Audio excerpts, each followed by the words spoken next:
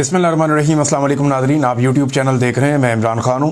ख़बरें इंपॉर्टेंट हैं लेकिन बहुत बड़ी तादाद में नहीं है। तो ये मलिक रियाज वाले मामले में एक ख़बर चली है और ये ख़बर जब शुरू हुई तो कुछ मोतबर सहाफ़ियों ने ये ख़बर दी कि मलिक रियाज की कोई डील हो गई है आर्मी चीफ से। और मलिक रियाज साहब जो बहुत बड़े प्रॉपर्टी टाइकून हैं, पहले इन्होंने पाकिस्तान के अंदर बहुत सारे प्रोजेक्ट किए, बहुत सारे हवालों से मुतनाज़े भी रहे हैं। उसके बाद मलिक रियाज साहब ने जो है वो पाकिस्तान से बाहर बैनुल-अक़वामी सतह पे प्रोजेक्ट शुरू किया। दुबई में इनका बड़ा कामयाब हुआ प्रोजेक्ट और वहाँ पे इन्होंने यानी बहुत सारे ओवरसीज़ पाकिस्तानी वहाँ गए, मैंने उसकी इतला ली थी।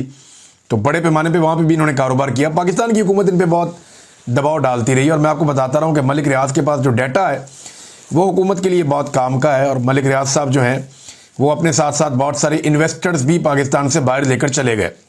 और ये जो पाकिस्तान की रियासती इदारे हैं इसको अपने लिए एक नाकामी समझते हैं कि उनकी अपनी क्रेडिबिलिटी उतनी नहीं है जितनी मलिक रियाज साहब ने लोगों को बहुत इन्वेस्टमेंट करवाई और बहुत सारे इन्वेस्टर हैं, उनके नंबर हैं, उनको पता है किसको क्या बेचना है। तो मलिक रियाज साहब जो हैं वो एक बहुत बड़े सेलर हैं, वो बड़ी कामयाबी के साथ अपना कारोबार करते हैं। अब उनके बारे में ख़बर ये चली कि उन्होंने कोई आर्मी चीफ से माफ़ी मांग ली है। इससे पहले भी कोई एक दो खतूत का जिक्र होता रहा।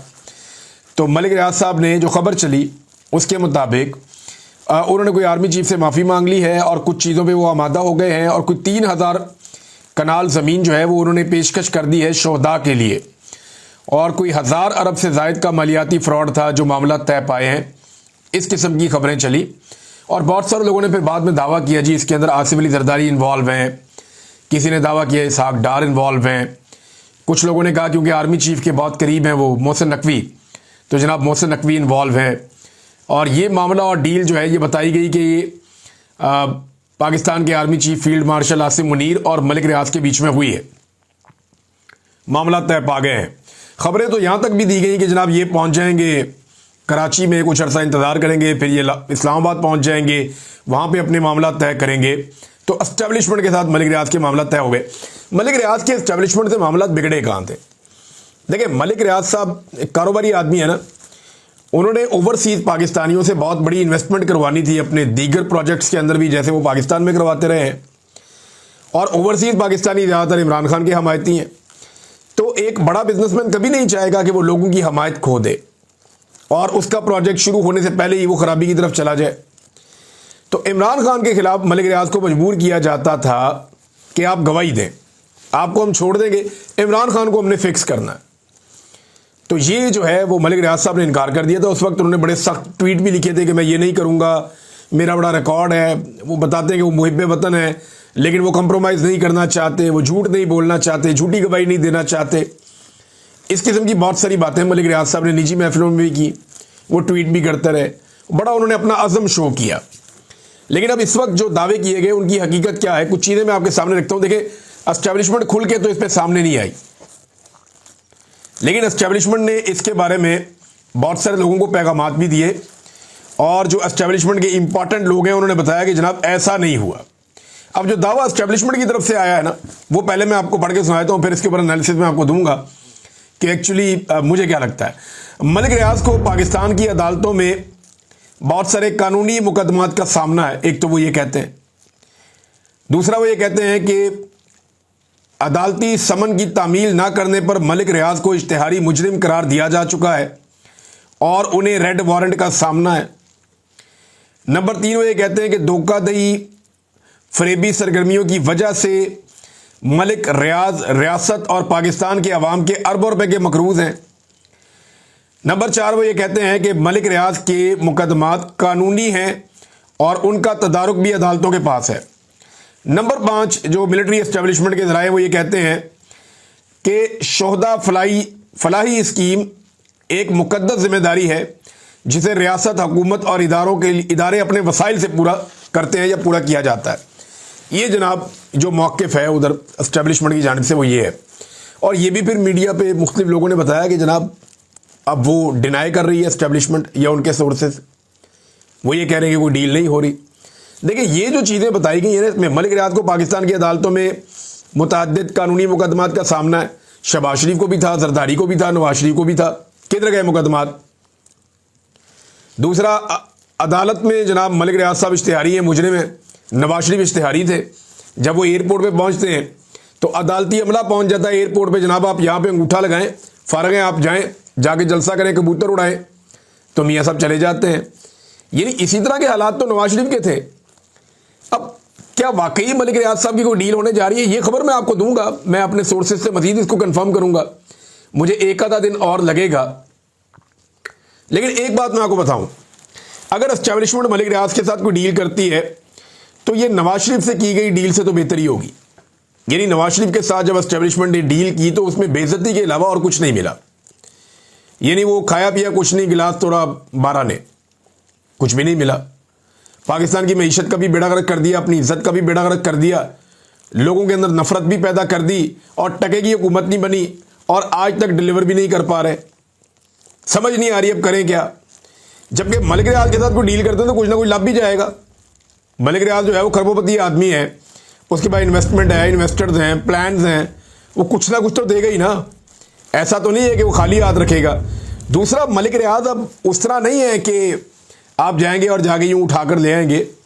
मलिक रियाज जिस मुल्क में इन्वेस्टमेंट कर रहा है या वहां पे उनके कारोबार हैं तो वहां की हुकूमत के साथ भी उनके ताल्लुकात हैं, और मेरी इंफॉर्मेशन के मुताबिक मलिक रियाज के ताल्लुकात एक नहीं 2-3 हुकूमतों के साथ हैं।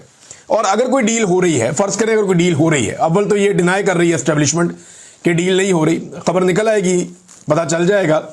लेकिन अगर तो कोई डील हो रही है तो फिर एक बात आप जहन में रखें कि इसमें फिर जो गारंटर है वो पाकिस्तान के अंदर नहीं हो सकता। ये जिन लोगों के नाम लिए जा रहे हैं ना, आसिफ जरदारी, तो मोहसिन नकवी, तो इसहाक डार, ये लोग कुछ नहीं बेचते। अगर मलिक रियाज का और फील्ड मार्शल के बीच में कोई गारंटर होगा तो वो कोई बाहर बड़ा आदमी होगा, पाकिस्तान के अंदर नहीं होगा। ये मैं आपको यकीन से इसलिए कह सकता हूं कि मैं इस कैपेसिटी को जानता हूं और मुझे आइडिया है कि कौन कहां डील करता है और कौन कहां से कंट्रोल होता है। बहरहाल कोई डील है या नहीं है, एक आधे दिन में चीजें क्लियर हो जाएगी। जो सहाफियों ने खबर दी वो तो अपनी खबर के ऊपर पक्के हैं, और उनमें कुछ ने ये भी दावे कर दिए या ऐसी बातें भी कर दी कि मलिक रियाज अब गवाही देंगे जिन्हें इमरान खान के खिलाफ। वो भी कह रहे हैं, दावे कर रहे हैं लोग कि जनाब जो गवाही उन्होंने नहीं दी वो अब गवाही दे सकते हैं इमरान खान के खिलाफ अपनी जान छुड़ाने के लिए एस्टेब्लिशमेंट से। तो क्या वाकई ऐसा हो सकता है? कुछ भी कहना अभी का भलस वक्त है। लेकिन आ जाए अगली खबर की तरफ। एक और बड़ी इंपॉर्टेंट खबर है और वो है फाटा वाला मामला। ये बहुत ही इंपॉर्टेंट है। इस मामले के ऊपर पाकिस्तान तहरीक इंसाफ ने एक प्रेस कॉन्फ्रेंस भी की है और सारी तफसीलात अवाम के सामने रखी हैं।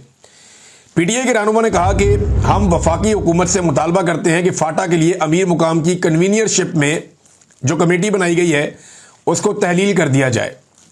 कमेटी बनाना वफाक की सूबे में दखल अंदाजी के मुतरादिफ है। मैंने डाटा आपको बताया था, 13 में से 11 सीटें एमपीएस की जो हैं वो फाटा में पीटीआई की हैं। ऐसा नहीं है, वो अभी इस खबर के अंदर मैंने देखा कि 17 में से 14 एमपीएस पीटीआई के हैं। तो ये तो बहुत बड़ी तादाद है, ये तो लगभग 85% से ज़्यादा है। तो इतनी बड़ी तादाद में एक जमात की नुमाइंदगी है, 85% से ज़्यादा एक सूबे में, तो आप उस जमात को दीवार के साथ कैसे लगा सकते हैं? आप ऐसा कर ही नहीं सकते, उस जमात को आप दीवार के साथ लगा ही नहीं सकते। वहां का फैसला तो वहां की जमात करेगी, वहां के लोग करेंगे। अब ये जो प्रेस कॉन्फ्रेंस हुई, पाकिस्तान तहरीक इंसाफ के सीनियर लोग इसमें मौजूद थे। उन्होंने कहा जनाब फाटा के आपने पैसे देने हैं, आप पैसे नहीं दे रहे, और फाटा के जो वसाइल हैं उन पे कब्जा करने की कोशिश की जा रही है। शाह फरमान ने भी ऐसे ही बातें की और इन्होंने सामने रखा मामला मादनियात वाला कि मादनियात पे कंट्रोल करने के लिए एस्टेब्लिशमेंट की एक चाल है और अब वो फाटा को काबू करना चाहते हैं। फाटा का हक तो दिया नहीं गया, जो पैसा फाटा को मिलना था वो पैसा फाटा को नहीं दिया, लेकिन फाटा के ऊपर टैक्स लगाने पहुंच गए। भाई टैक्स तो आप बाद में लगाते हैं ना, पहले तो आप वहां पे तामीर और तरक्की करते हैं। तो जो वहां पे पैसा देना था, यानी ये एक डाटा उन्होंने हमारे सामने रखा और उन्होंने बताया जनाब कि मुशावरत एक बहाना है और फाटा जो है वो निशाना है। साथ ही उन्होंने कहा कि कोई 700 अरब देना था फाटा को, अब 3 साल बाकी रह गए हैं और फाटा की मकरूज है वफाकी हुकूमत जो फाटा को पैसे नहीं दे रही। अब अगर 27वीं आईनी तरमीम के जरिए से फाटा को वफाक वापस लेने की कोशिश करता है तो ये एक बड़ा फड्डा पड़ जाएगा। वहां लोग रोजाना एहतजाज कर रहे हैं, फाटा में कल भी लोग निकले और पता चल रहा है कि अभी फर्दर और लोगों ने एहतजाज करने हैं। तो कबायली इलाकों में बार बार लोग निकलते हैं, बड़ी तादाद में निकलते हैं, निकलकर एहतजाज करते हैं, आवाज उठाते हैं, लेकिन पाकिस्तान का कोई एक मीडिया भी एक टिक्कर भी नहीं चलाता। यानी वहां पे ड्रोन हमला होता है, मीडिया पहले पूछता है, इजाजत लेता है, फिर एक खबर चलाता है गोल मोल करके। वहां पे लोगों का कत्लेआम हो जाता है, पाकिस्तान का मीडिया खबर नहीं चलाता। वहां पे लोगों के हकूक छिन जाते हैं, मीडिया खबर नहीं चलाता। वहां पे हजारों लोग इकट्ठे होते हैं अपना हक मांगने के लिए, चाहे वो गिलगित बल्तिस्तान में होते हैं, चाहे फाटा में होते हैं, पाकिस्तान का मीडिया खबर नहीं चलाता। कश्मीर के अंदर पाकिस्तान में बेशुमार एहतजाज हुआ, कश्मीरियों ने बहुत एहतजाज किया, पाकिस्तान का मीडिया खबर ही नहीं चलाता।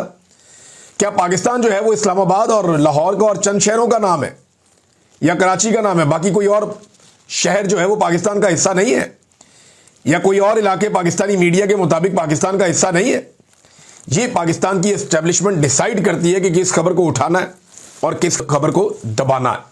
तो ये जो फाटा वाला मामला है बड़ा हसास है। इस पे जो स्टेटमेंट दिया सुहेल खान अफरीदी ने, ये भी कबायली इलाके से ही MPA मुंतखब हुए हैं, उन्होंने कहा जी पाकिस्तान की तबाही की जो असल वजह है ना, जिसका जो काम है वो कर नहीं रहा।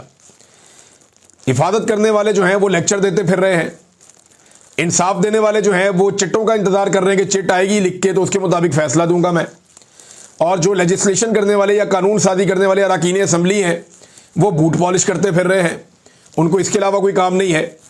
तो जब तक सारे लोग अपना काम नहीं करेंगे तब तक पाकिस्तान की सूरत हाल बेहतर नहीं करेगी। फटा के लोगों से किए हुए वादे पूरे किए जाएं, ये मुतालबा उन्होंने किया। नाज़रीन, इमरान खान साहब के बेटे ने एक और ट्वीट किया है, और ये कासिम खान है इमरान खान का बेटा, और इसने ट्वीट किया है, इसे बहुत सारे लोगों ने शेयर किया। बिल्कुल एक अकाउंट जो है वो इतना को पुराना अकाउंट नहीं है, लेकिन जो ट्वीट है वो मैं आपको बता देता हूँ कि उसने अंग्रेजी में ट्वीट किया। उर्दू में एक्चुअली वो क्या कह रहा है, उन्होंने कहा जी मेरे वालिद साबिक वज़ीर आज़म इमरान खान 700 दिन से ज़्यादा हो गए हैं वो जेल के अंदर कैद तन्हाई में है। उन्हें अपने वकला तक से नहीं मिलने दिया जा रहा, रसाई नहीं दी जा रही, उन्हें उनके ख़ानदान से नहीं मिलवाया जा रहा, हमारे से, उनके बच्चों से, फैमिली से बिल्कुल उन्हें मुनक़ता कर दिया गया है। यहाँ तक कि उनके ज़ाती डॉक्टर को भी मिलने की इजाज़त नहीं दी जा रही, जेल में दाखिले की इजाज़त नहीं दी जा रही। ये नाइंसाफ़ी है। ये एक ऐसे शख्स को अकेला कर रहे हैं, अलग थलग कर रहे हैं और उसको तोड़ने की कोशिश कर रहे हैं और दानिस्ता कोशिश कर रहे हैं, जो कानून की हुक्मरानी, जमहूरियत और पाकिस्तान के लिए डट कर खड़ा है। ये जनाब इमरान खान साहब के बेटे ने ट्वीट किया, और उसका रीज़न जो है वो यही है कि उन्हें यह लगता है कि अब उन्हें आवाज़ उठानी पड़ेगी। पाकिस्तान तहरीक इंसाफ भी कोशिश करती रहती है, आवाज़ उठाती रहती है, लेकिन कोई ऐसा कंक्रीट पाकिस्तान तहरीक इंसाफ की जानिब से अब बड़ी मुहिम नहीं चलाई गई, कोई ऐसी चीज़ नहीं की गई कि कंटिन्यूसली ये पढ़ जाते निज़ाम को और ये कहते कि इमरान खान के ऊपर जो जाली मुकदमात हैं वो ख़त्म किए जाएं। इनके पास एक सूबे में हुकूमत है, इसके बावजूद ये कुछ भी नहीं कर पा रहे, बल्कि ऐसा लगता है कि शायद उनके पास कोई रास्ता नहीं है। और रास्ता एक ही है नाज़रीन, कि पूरे पाकिस्तान को बाहर निकालने का बंदोबस्त करें। सारा का सारा पाकिस्तान तंग है। तहरीक इंसाफ को इमरान खान की क़यादत में, चाहे वो जेल में बैठे हैं, ये अनाउंस करना चाहिए कि सारा पाकिस्तान राशन इकट्ठा कर ले पहले, और जब राशन इकट्ठा हो जाए तो फिर पूरा पाकिस्तान बंद कर दें, और जो लोग राशन नहीं खरीद सकते, जो लोग खरीद सकते हैं वो उनको भी लेकर दें। एक दूसरे का बंदोबस्त करें, मिलकर राशन इकट्ठा करें सारे पाकिस्तानी, और उसके बाद एक डेट दे दें कि इस डेट तक आप अपना अपना राशन इकट्ठा करें और फिर बंद करें पूरे मुल्क को। ये वो हिकमत अमली है जो पाकिस्तान तहरीक इंसाफ में डिस्कस भी हुई है मल्टीपल टाइम। और अगर ये पूरे मुल्क को बंद करने में कामयाब हो गए, यानी लोग निकले और अपनी सड़कों पे और गलियों में और बाहर आकर चौराहों में बैठ गए, तो ये निज़ाम लोगों के सामने घुटने टेक देगा। इनके पास कोई और चारा ही नहीं होगा। और अगर ये कहेंगे कि हम एक हफ्ते के लिए बंद कर रहे हैं पूरा पाकिस्तान, और उसके बाद अगले मरहले में हम कुछ और बताएंगे, तो ये रियासत का सांस बंद होना शुरू हो जाएगा। क्योंकि अवाम का मुकाबला कभी भी कोई फोर्स नहीं कर सकती। अगर अवाम महदूद तादाद में पहुंचे, किसी एक जगह जाना चाहे, तो ऑप्शंस होते हैं ताकतवर लोगों के पास, लेकिन लोग अपने अपने घरों में, अपने अपने इलाकों में बहुत ताकतवर होते हैं। अगर वो अपने अपने एरियाज में निकल कर बैठ जाते हैं और पूरे मुल्क को बंद करने की कोशिश करते हैं, देखिए वोट तो इमरान खान का इतना है, सपोर्ट भी इमरान खान की बहुत बड़ी है। अब उसको चैनलाइज कैसे किया जाता है, लोग एक्टिवेट कैसे होते हैं, ये एक बड़ा सवाल है। और अगर लोग एक मरतबा, यानी एक मरतबा लोगों ने हल्ला मारना है, एक मरतबा पाकिस्तानियों को हिम्मत करनी पड़ेगी, और ये जो एस्टेब्लिशमेंट का जिन है ये पक्का पक्का बोतल में बंद हो जाएगा। और इसको अगर इस वक्त कोई बोतल में बंद कर सकता है तो वो इमरान खान है। देखिए बाकी सियासतदानों का भी इसमें रोल होगा, लेकिन वो रोल प्ले करने के लिए तभी सामने आएंगे जब उन्हें एतबार होगा कि ये जिन अब बोतल में बंद होने वाला है। नवाज शरीफ, शहबाज शरीफ, जरदारी, बिलावल, ये फजलुर रहमान, ये सब डरे हुए हैं। ये इमरान खान से भी डरते हैं, ये एस्टेब्लिशमेंट से भी डरते हैं, और ये तमाशा देख रहे हैं कि इनमें से जो जीतने लगेगा उसके साथ बात कर लेंगे हम। तो अभी तो एस्टेब्लिशमेंट का पलड़ा भारी है, तो ये सारे एस्टेब्लिशमेंट के साथ खड़े हैं। लेकिन जिस दिन अवाम निकल आई, ये इमरान खान से जाकर मिलेंगे और से कहेंगे बैठो बात करते हैं, हम आपके साथ मिलकर एस्टेब्लिशमेंट का जिन बोतल में बंद कर देते हैं, और एस्टेब्लिशमेंट उस दिन की लूजर होगी। तो ये सारे इंतजार कर रहे हैं। डिपेंड करता है पाकिस्तानी अवाम के ऊपर कि वो किस शिद्दत के साथ खड़ी होती है। नादरीन, ने खबर चलवाई गई, बड़ी प्रमोशन वगैरह हुई मरियम नवाज के बेटे जुनैद सफदर साहब की। उनका एक चालान हुआ है। कुछ खबरें ये चलाई गई कि उनका जब रोका गया, चालान किया गया, तो उन्होंने निकल के शाबाश दी ट्रैफिक वाले को। भाई क्यों शाबाश दी? बरतानिया में अगर चालान हो जाए, पुलिस वाले को उतर के शाबाश देंगे आप? वो तो अपना काम कर रहा है, उसको शाबाश आप किस बात की दे रहे हैं? यानी आप इतने ताकतवर हैं, आप इतने बड़े खुदा बन गए हैं कि आपका अगर चालान कोई कर रहा है तो आप शाबाश देंगे उसे उतर के, जनाब आपने बड़ा कमाल काम किया है, मेरा चालान कर दिया। ऐसे तो नहीं होना चाहिए, तो तकब्बुर है। अब देखें ना, ये मैं जाती तौर पे जानता हूं कि इनका चालान कैसे हो सकता है। जाती तौर पे कैसे जानता हूं मैं बताता हूं। मैं मॉडल में ही रहता था। दाएं जानिब से जो सड़कें हैं वहां पे शहबाज शरीफ के और उनकी पूरी फैमिलियों के 7-8 घर थे। आगे शहबाज शरीफ ने और हमदा शहबाज ने अपना बड़ा एक नया घर बनाया हुआ था। ये जहां मेरा घर था, ये वहां से गुजर के जाते थे अक्सर, और वहां जो ट्रैफिक वार्डन थे उनसे हमारा ताल्लुक था। हम उनके साथ कभी वो आ जाते थे हमारे पास, गर्मी के अंदर परेशान थे तो पानी शानी पी लेते थे, हमारे पास रुक जाते थे, और अफ्तारी देने के लिए कभी कभी हम उन्हें जाते थे वहां पे सड़क पे। तो उनसे मेरी बातचीत होती थी वार्डन से, और कई दफ़ा जब रास्ता बंद होता था हम उनसे पूछते थे, बताते थे जनाब कोई बेगम साहबा इनकी जा रही है शॉपिंग करने के लिए।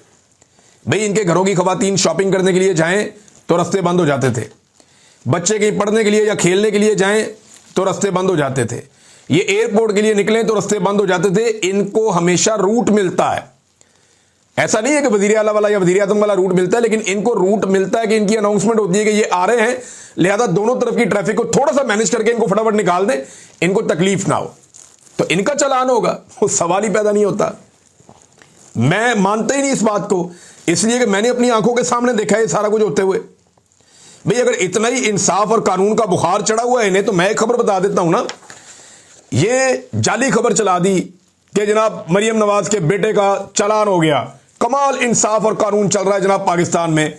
ये देखें खबर, मैं आपको एक खबर देता हूं, इस खबर को आप देखें कि गुज़िश्ता रात एक कम उम्र ड्राइवर ने तेज रफ्तार गाड़ी से 3 लोगों को कुचल दिया था। यह परसों रात की बात है। एक बिल्कुल कम उम्र ड्राइवर था, मुबैना तौर पे फैजान शेख साहब ने यह खबर लगाई हुई है। तो उनकी जो तेज रफ्तार गाड़ी थी उसने 3 लोगों को कुचल दिया था, और आज एक वीडियो उन्होंने शेयर की है जहां पे लोग एक थाने के अंदर मौजूद हैं, और थाने में आकर वो पंजाब पुलिस के एहलकारों से कह रहे हैं कि वो बच्चा किधर गया जिसने गाड़ी के नीचे कुचला था, वो किधर है। फिर वो पूछ रहे हैं जनाब के आपने बच्चे को किधर भेज दिया। फिर कह रहे हैं जनाब जो बंदा है उसका पोस्टमार्टम आप क्यों नहीं कर रहे। 8 घंटे से ज्यादा गुजर गए, उसका पोस्टमार्टम नहीं कर रहे। ये है पंजाब में रूल ऑफ लॉ। यानी एक तरफ वो बताना चाह रहे हैं कि ना वजीर आला के बेटे का चालान हो गया, दूसरी तरफ जो सड़क पे आदमी मारा गया उसका पोस्टमार्टम नहीं हो रहा, और जिसने मारा है वो कोई बासर आदमी है, बच्चा है, वो चला गया। ये देखें ना आप, ये थोड़ा सुन भी लें इसको। केड़ा लवारस बच्चा पाए ना, बच्चा कत्ल कर सकदा तो राणा साहब इधर मुंह करे ना, किंदे को पूछ के तुसी बच्चा कढ़िया है।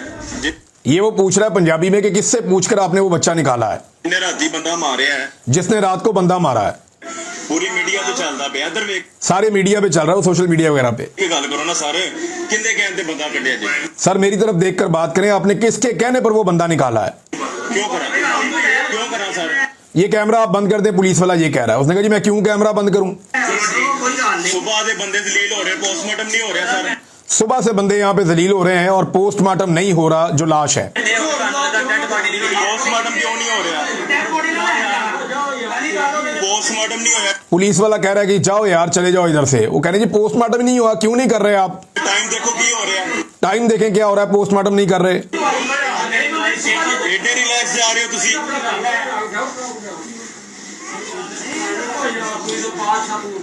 जनाब है देख सकते हो तुसी Shahdara town police station Rafaqat साहब ये जनाब सुबह 8 बजे इन्होंने फोन किया तो जनाब कह रहे हैं कि जी मैं सो रहा वा तो मैं नहीं जा सकता अजे पोस्टमार्टम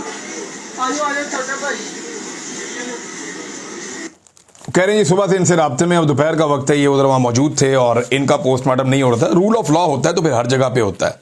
ये ड्रामे जो है ना ये करके आप, ये सस्ते ड्रामे, ये हल्की हल्की अदाकारी, यही शहबाज शरीफ की हमने देखी है, यही हमने इनकी बाकी सारियों की देखी है। आजकल हम बिलावल की भी देख रहे हैं, कभी वो बैग उठा के आ जाता है, कभी वो बहुत अजीब सी वॉक करता है, कभी हाथ के अंदर कोई कॉफ़ी का कप पकड़ के वो अजीब तरीके से वो आ जाते हैं। यानी मेरी समझ से बाहर सारे ही एक्टर इकट्ठे कर दिए पकड़ के, सारे अदाकार ला के बैठा दिए और लाके उनसे आप कह रहे हैं कि मुल्क चलाओ। इन अदाकारों ने मुल्क का बेड़ा गर्क करना है, मैं एस्टेब्लिशमेंट को ये बता रहा हूं। आप निकलें बीच में से, अवाम को फैसला करने दें कि अवाम ने किसको हक के हुक्मरानी देना है। वो इनको दे दे, बेशक ये चला लें, लेकिन अवाम को फैसला करने दें। अब तक के लिए इतना ही। अपना ख्याल रखिएगा, अपने इस चैनल का भी। अल्लाह हाफिज़।